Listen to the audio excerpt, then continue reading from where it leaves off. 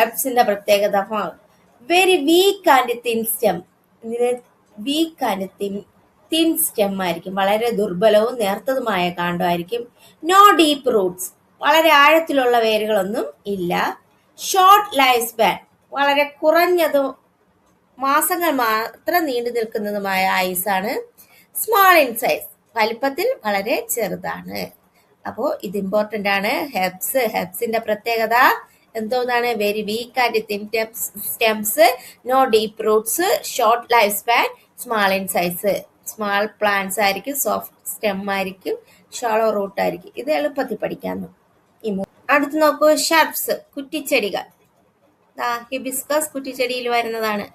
Stiff stems, കാഠിന്യമുള്ള തണ്ടാണ്. Medium size, ഒരിടത്തരം വലിപ്പം.